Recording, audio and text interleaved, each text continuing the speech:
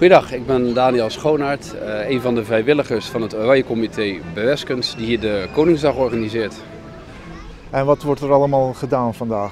We hebben verschillende activiteiten, een hummelmarkt onder andere. Straks om 11:15 begint een zeskamp voor de kinderen met 12 teams ongeveer doen er mee, dus dat is weer heel gezellig.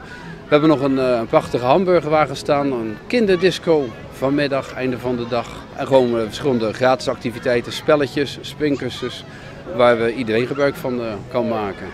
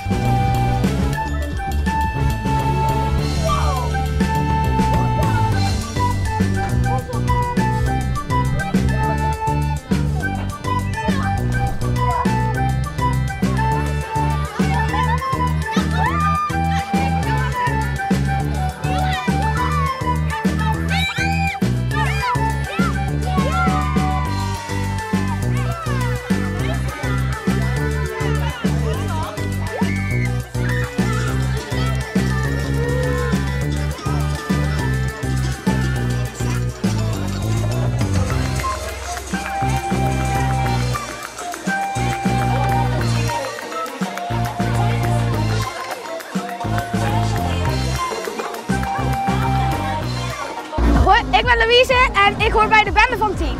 We hebben alles gewonnen, dus we hebben het heel goed gedaan, vind ik. De spelletjes waren heel leuk en ik vond wel een van de leukste vond ik wel met dat moesten we op een springkussen staan en dan moesten we met een heel groot kussen elkaar slaan en proberen van het springkussen af te halen. Banaan, die handen gaan eraan! Hop, hop, hop! Wij zijn aan de top! Hey! Maar dan gaan we naar de eerste prijs. Wie zou dat zijn? Er staan er niet zoveel meer, hè? En dat is een hele lange naam. Misschien komt het daar wel door, maar jullie kunnen heel goed schreeuwen. Want jullie heten Wij zijn de Stoere Leeuwen en kunnen heel goed schreeuwen. Hey. Ja, zeg het maar. Ja, ik weet het niet. Nee? Wij zijn Stoere Leeuwen, we kunnen heel erg schreeuwen. Oh ja, een applausje voor de grote prijswinnaars. Ja. Moet eens kijken. De wisselbeker. Dit is de wisselbeker, maar jullie krijgen ook nog een echte beker mee. Voor op school. Hey. En uiteraard natuurlijk ook een medaille. Heel hartelijk applaus, hè. Fantastisch. Ja, allemaal trotse ouders zie ik hier. Die blij zijn dat kinderen thuiskomen met een medaille. En misschien hebben ze vanmorgen ook wel aan het shoppen geweest op de rommelmarkt. Dus dan brengen we ze ook nog wel wat mee vanavond. En ja, het blijft mooi weer. Er komt wel wat bewolking, maar daar moet je niet op letten. De temperatuur is goed. Geniet ervan. Organisatoren, nogmaals bedankt voor datgene wat jullie tot op heden al gedaan hebben. Maar je moet altijd, ik had er net even met Kevin over ook, het wordt steeds lastiger om vrijwilligers te vinden.